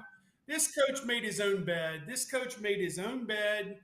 This is his team. It's his 7th year. This is the personnel he put in a Buckeye uniform, and it ain't good enough to compete in the Big Ten on a game in and game out basis. It's unfortunate. Wow. Great guy, but they better spark it up, Steve, real quick, or something's going to have to happen. So that comes to my next question. And Steve, you're coming hard. You're coming hard with that right hook. But what other way can we come? If you can't call a spade, what are you going to call it? I mean, they've lost 7 of 8 games. I'm telling you what, they could have beat Wisconsin. How do you lose at Michigan? The worst team in the Big Ten that I've seen in a long time. How do you lose to Michigan? For God's sake. There's just no way to defend it. I see, I completely flatline at Northwestern. I sense the frustration in you, and I see it when you're talking because of your passion, and I sense the frustration. And I think it's not just you, but I think it's with Adam as well, and I think it's with a lot of fans out here because I hear it all the time. People call me like I'm on the coaching staff, but I hear everything. I hear everything from the coaches doesn't do a great job of recruiting. I hear everything. Adam, what do you think? 2 questions for you. What do you think the team needs to do to turn it around? And then the question for both of you, what happens if they finish towards the bottom of the Big Ten and they don't make the NCAA tournament again? What happens? Well, to turn it around, I'm with Steve on the defense. I mean, that's been the biggest thing that has consistently crushed this team is just not getting enough stops because, the offense, they did have about a 2 or 3 game stretch there where they weren't scoring a whole lot, but some of that was tied to the defense. They could not get a stop. And then as soon as the other team would hit a 3 and they'd miss a 3, like you felt that it impacted their ability to make shots. And so I think if they're able to just put up a little more resistance on that end of the court and make it a little more difficult for teams to score. This team was like 60th in the nation in adjusted defensive efficiency, like 12, 14 games in or something like that, like Steve was saying. They're like 120th right now. Like they have gone in the wrong direction at that end, and that has really impacted, I feel like, every aspect of their game. So to me, if they want to turn it around, they got to defend. They've got to have guys stay in front of their man. They've got to box out. They got to limit teams to 1 shot. Don't get outscored 17-0 in transition points like they did at Iowa, and just play. I'd like to see somebody take it personal when, a guy like Mast at Nebraska goes 6 of 7 from 3, and most of them are wide open. And they're saying on the broadcast, I forget, it was maybe Bardo on the broadcast was saying, like, the coaching staff, like, they got to be pulling their hair out. They literally went over this exact situation in shoot around today, and they're getting wide open shots. Like, they went over this, but nobody's executing the way they're supposed to. And so I think they got to defend. That's just, someone needs to stand up, take it personally, and say, all right, this guy's hit 6 of 7 threes. I'm not letting him hit that 7th one. I think they need a guy to do that, and they don't. I don't know if they have anybody that has that makeup on this roster, to be honest. Yeah, he makes a really good point, and I think we're all in agreement that they've let the defense slip. I think about the Illinois game. It it was off of a made shot or a made free throw. Bonner and Gale are guarding the two guys closest to the ball. Somebody came over toward the ball to kind of feign like they were going to set a screen, and he kind of drifted off to the wing, and both Bonner and Gale left the man with the ball. I think it was Damask at the top of the key, and he could like check the commissioner's signature on the ball. Say, this is one of those really nice balls they've got here. You know, this is a really good ball. Nobody came back, and he just flapped a three. And, you know, you lose the game because of stupid mistakes like that. It's awareness, it's communication, it's identification of what's going on. And they are just out to lunch when it comes down. You watch other teams play, and you don't see those kind of miscommunications. They happen now and then. At Ohio State, they happen 10 times a half. And you're like, well, that was an easy one. How'd they get that one? Well, they just flipped it to this guy, and nobody got out on him, and that was that. So, hey, did Devin Royal start the other day? I missed the game yesterday. I was out of town. He didn't start, but he got in. He got in, and the Illinois game, he got in the last 7. Yeah, he got in the last 7 Well, the Illinois minutes. game, what I will say on that Illinois game is he was your most productive player for those. He scored 7 points in 7 minutes, and I think towards the end of the game, he was your most productive player. So, and I think how much time did he get on? He had 17 minutes at Iowa. Sure. He had 8 points in the first half. He had 1 point in the second half. I thought that he was incredibly effective at both ends in the first half, and I thought he wore down a little bit in the second half. But it was his best all-around game that we've seen, and it was his most consistent playing time. He played 17 minutes. Like, he looked, at least definitely in that first half, he looked like a guy that can help them for longer stretches. It was great to see him do that in the first half. I think in the second half, when the intensity ramps up a couple notches and everybody's got a dry mouth, you know, and it's getting a little tight, a little crunchy, and the crowd's going nuts, you could tell he was a fish out of water at that point. And he made a couple mistakes, and they had to get him out of there. But you know you got to let him learn, though. I know what you're going to say. You got to let him learn. Yes. You got to let him go because he's been in those situations before. You know, he's been to 2 state championships. He won 1. So he's been in those big games. He's played in front of big crowds. So he's been there before. I think that, hey, listen, he's your future, right? So you got to play him. One of them. If somebody evidently somebody else ain't giving it to you. So let the young guy get in there that's hungry to get in there, and let him learn, and let him get, be wet and dry up a little bit because he's a freshman.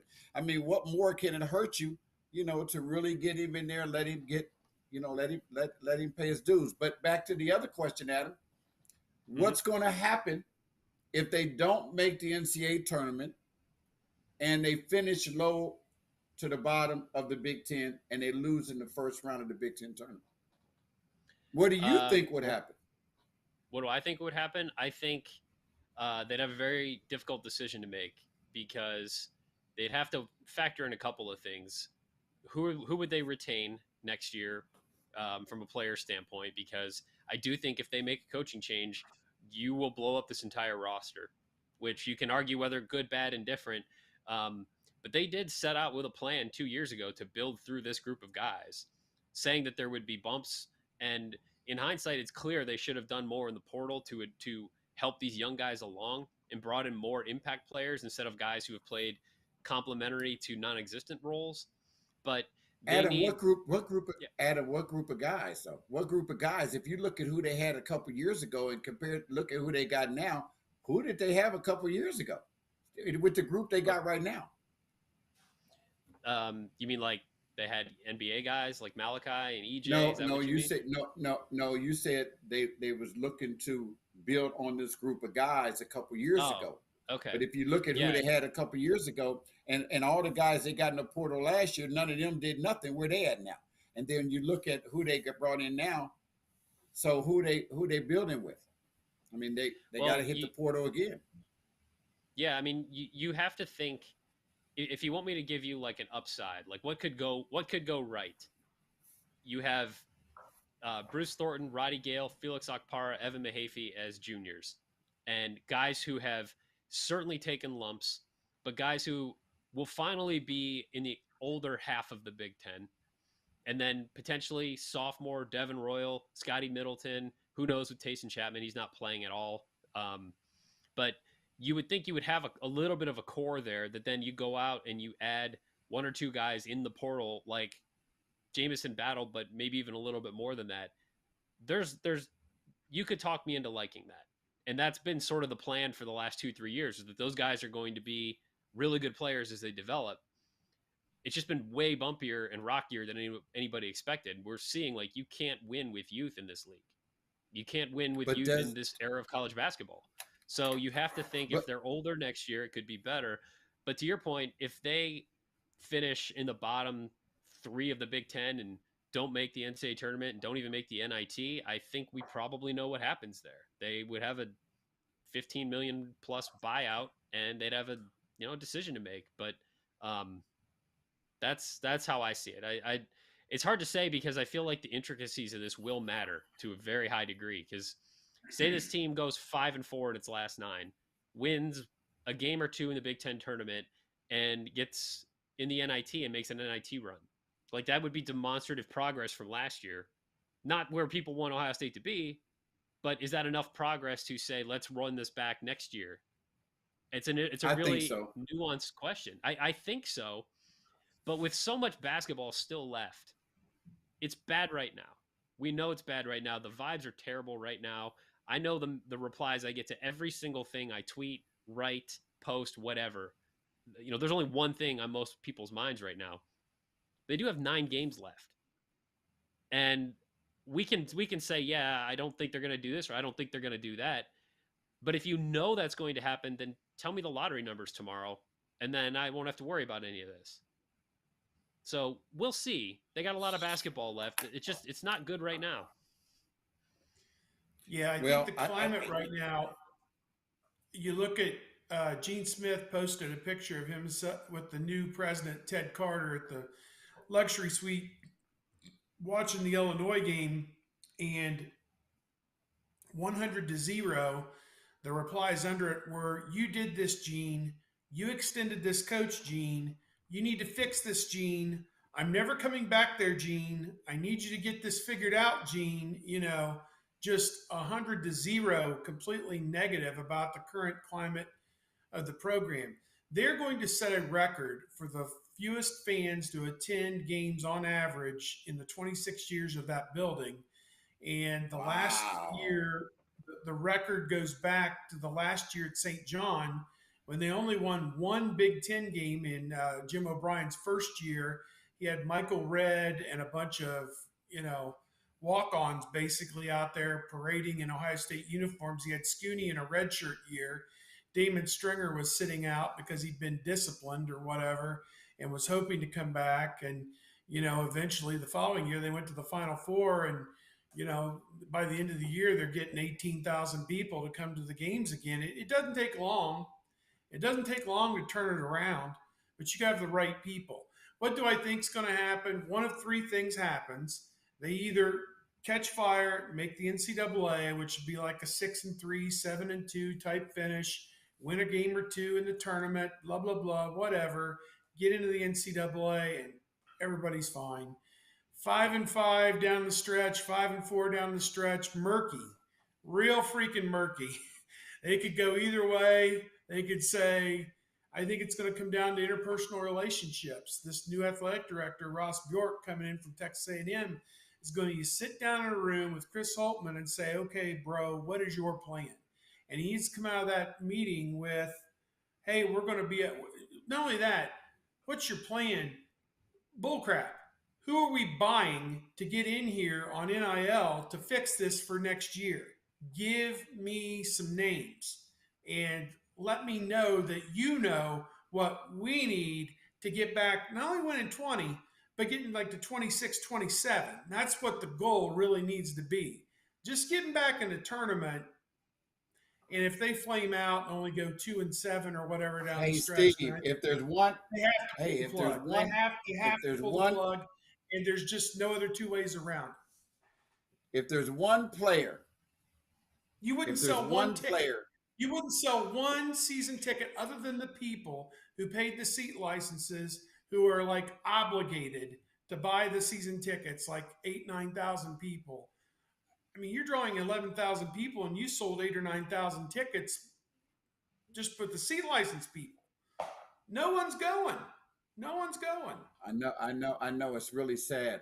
But if there was one person that could come in, even if they came in for 1 year and they won, they made the NCAA tournament and they, won 25 games, who is that one person that could come in and maybe fill the seats and people would come to see? Is there one? That's a great question. They've got the point guard, Gale and Middleton. You figure are your 2 or your 3. Who's the point guard? What's that? Who's the point guard? Bruce Thornton. He's not a point guard. He's the guy, but he's not a point guard. That's just my opinion. I think he's a Junie Mobley. I think you've watched more of Junie Mobley in person than I ever have, so you would know what he can bring. But again, are you talking about a guy that's going to come in and play 30 minutes a game? Junie Mobley, he's 6 foot. They're going in the Big Ten. They're going to chew him up, and they're going to. I saw this movie with AJ Harris 3-4 years ago. They chew him up and they spit him out. He's 6 foot. This is a Big Ten conference. We're caps and sleeves. At this level, you got to be 6'3" and freaking built. You got to be 6'3" and built to play in this conference as a guard, if not bigger. The gaping hole, you're losing battle forward. I mean, who's playing forward? Are we going to count on Devin Royal to play, 30 minutes? I don't think you can next year. I think he goes from 8 or 10 to 20. But that's the position. You need a Terrence Shannon or somebody who is going to be a take guys off the dribble guy, score points at the rack, do 8-10 different things. That's the guy you're missing. I think Okpara, Parks, probably okay in the post. You could get another one if you wanted. I don't know. I don't know. Is Parks a Big Ten guy? Got a Big Ten body.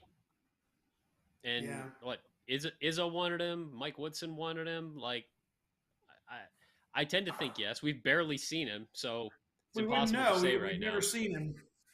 But I look at who wanted him and who Ohio State had to beat to sign him, and that tells me he's a Big Ten player.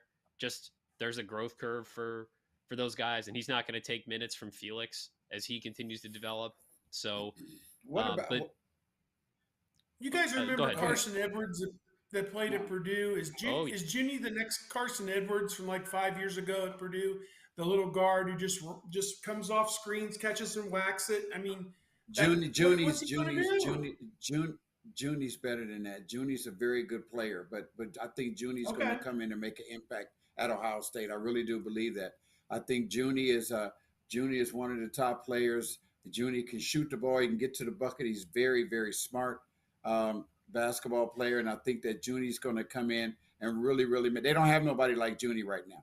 I think Junie's going to come in and make a difference. And when you look at the young nucleus, I think when you look at a Devin Royal and you look at some of the other pieces they got coming in next year, I think that if he could get some of these young guys maybe to commit early, some of these top players in the state, like that'd be huge. Marcus Johnson. That would help his job security. If he got a Peterson, Marcus Johnson.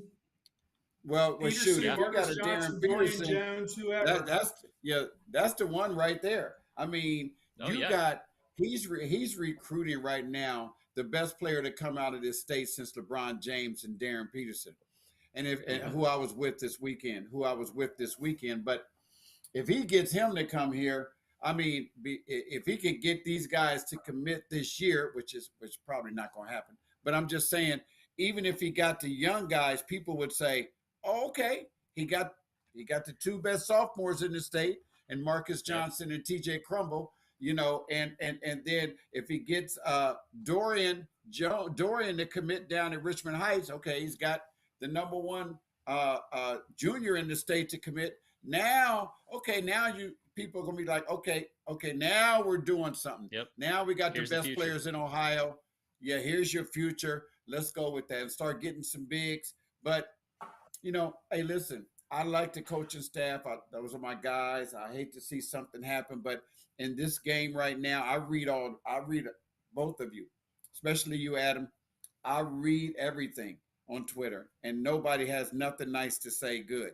Everybody's calling for their head, but that's the nature of the business. That's just the way the business is. I don't care if it's high school. I don't care if it's AAU. I don't care where it is. If you're not winning and you're not getting the job done, after 2 or 3 years, then, hey, but I hate to see that happen because, but at the same time, let me ask you this before I let you guys go. I'm going to let you go in a few minutes. This is the last question. Why in January do you think this continues to happen? I mean, that's why in January. Yeah, I think he's had 3 losing Januaries in 7 years, maybe it's 4, but second year in a row, obviously.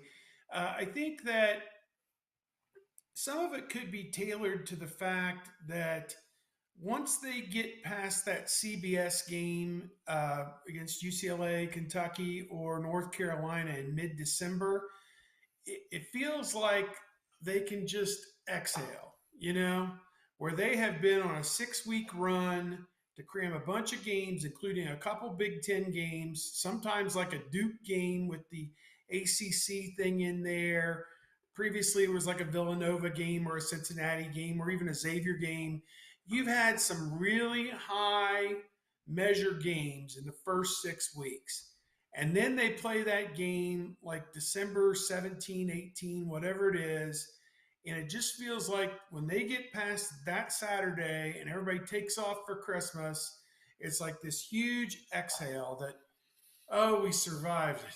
We survived the first 6 weeks. So we're sitting here, we're 9-2. We got one more crap game to play against New Orleans or IUPUI or Towson or God knows who. One more of those really, really awful games with like 7,800 people at the shot, on December the 28th. And then we're back to Big Ten. And the issue is they've lost all of their intensity, and everything that they built in that first 6 weeks is gone. Over that 2 weeks of Christmas where they play like one game, it's a meaningless game. It's just a spot holder game to revenue, to get those 8,000 or 9,000 seat licensed people, to fulfill the number of games they have to fulfill. And then they start back in on January the 1st, and there's 2 nut cruncher games, one on Wednesday and one on Saturday, one on Tuesday, one on Friday. Every 3.5 days there's a nut cruncher game, and they ain't ready for it. And they're not even begin to be ready for it. They're not even begin to be ready for it. So I don't know. I got a quick answer for you. In 2019, 2020, Kyle Young had his appendix removed, and that team had to figure he did so many things that knocked them back a bit. So they went, like Steve said, they go from playing really well leading into that January to now you're missing a very integral player, or a crucial player who did a lot of things that made it hard to compensate for. That took them a little while to deal with, while they're also stepping into a higher level of competition. They didn't handle that very well, and they had a poor January. And these last 2 Januaries, they've been young. Just, you got, last year you got a bunch of freshmen getting, thinking they know what Big Ten basketball is going to be like, and they got knocked on their heels. And then kind of the same deal this year. That's my answer. I don't know that it's anything more than that, because some years they've been fine in January. It's just you're stacking back-to-back years, and that's why it feels like it's every year right now. Who's the next couple of games they have coming up? Indiana and Maryland, both at home this week. Absolutely critical, like the biggest games of the year to this point. Like you are at home. They got to win them both. You've got You've got winnable games. I know those teams can do some things, but you have to win both of those games because then you go to Wisconsin and then I think you host Purdue. So you have to win both these games this week. That's where they are. You know, they gave Wisconsin a really good game. I mean, it's not out of the realm. I was there. If that game, but Wisconsin, if that game's but like but 55-60, could they steal it? Steve, Are they going to be the top 10 Wisconsin is. team on the road? Hey, Steve, Wisconsin is a different team now. Yeah, They're a different team now. Hey, people have caught up to them. I missed that game. When was that Wisconsin Purdue game? Today? It was today. Yeah, just a couple hours ago. I think Who won Purdue it? led the whole way, pretty much. I think. Yeah, Purdue kind of had them at arm's length. Purdue won by 6. Yeah, Wisconsin, Okay. their Who's the- biggest is- lead was 12-7 in the first half. yeah. Top 5. Okay, last question, guys, and then I'm gonna let you go. Top 5 teams in the Big Ten. Well, 2 questions. Top 5 team in the Big Ten, and who's going to win the Big Ten? Your prediction. Man, Purdue, Wisconsin, Illinois, I guess Michigan State, and I guess I'm going to give it to Northwestern, even though they just lost at Minnesota in overtime. I would go with those 5, and Purdue's going to win it. Purdue's going to win the league. They're clearly the best team. yeah, I would Steve? agree. Yeah, I would have said Nebraska instead of That's the Michigan one State, but hard to leave out. Nebraska's taken a couple losses here lately. They just I keep turning my head. I'm watching the Big Ten Network over here. They just lost at Illinois in overtime, 87-84, and they led most of this game tonight against Illinois. So I think Nebraska is an NCAA tournament team, and I mean, provided they don't go over, down the stretch here, but I really like them, but I like Northwestern better. I think Boo Buie is a difference maker, and so yeah, I like his 5. Probably I would stick with that 5, and I would say Purdue. But man, Illinois is on a rampage right now with this gutting this one out right here against Nebraska was big. So you wouldn't say that, and they're beating Nebraska at home. What's the big deal about that? But that could have been a loss very easily. And to me, Illinois is on a real run right now. So I was so impressed with them against Ohio State. I thought Ohio State played a pretty good game against Illinois, just couldn't get stops. And it was obvious. We've been to these games 100 times where you see one team is like the women today against Indiana. Ohio State's points came so much in the flow and just came so easily. In Indiana, it was a struggle, but they did score. It was ended up a 5-point game. But you watch it, you say this team scores easily, this team struggles to score. I mean, that was the Ohio State-Illinois men's game. It was like Illinois was just like boom, boom, boom, and Ohio State was better go get the rebound and hope we can get a good second chance shot up or something. Because I want to thank both of you for coming on the show. I'd like to bring you both during the tournament time and talk about it again there and just talk about the Big Ten. I know both of you will probably be in Indianapolis. Is that where it's going to be again? Chicago? Minneapolis. Minneapolis. What? Inaccessible Minneapolis. Yeah. Why did they put it in Minnesota, in Minneapolis? Why? 2 words. Kevin Warren. Yeah, he was from there. That's the tweet.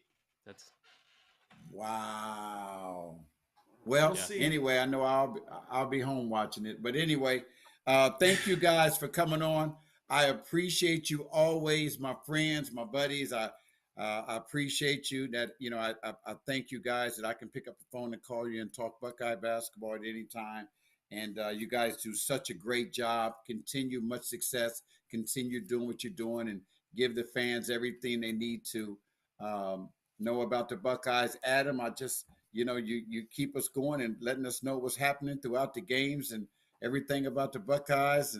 And Steve, you don't hold back. It's just, it's great Buckeye information. So hopefully you guys can write some good stuff this week. And you know, Steve, I may call you to see if you're, if you're calmed down, if you're, having a couple drinks or, to relax or whatever. That's what I need. Hey, if they win on Tuesday, right. I'll probably have a beer. I'll probably have one beer to celebrate. All right, Or guys. something. Thank you very much, man. I appreciate you. All right. Much love care. to Thank you. you. All right. Talk Thank you. to you Appreciate soon. it. Yep. All right. Hey, those are my guys, man. They always come through for me. I've been knowing them for years, and I've kind of watched Adam come up through the ranks, and those guys are really good at what they do, and I really appreciate them, coming on my show. And I just thank God for giving me favor for being able to know so many people and people being accessible for me when I call. I just really appreciate that. So, hey, what a great show tonight. And I appreciate all of you coming on, watching the show. And we will be back hopefully next Sunday or the Sunday after next. And I want to bring on some high school coaches and let's talk some high school basketball. All righty? All right. Thank you very much. And I'll talk to you soon. God bless you. Bye-bye. Are you ready?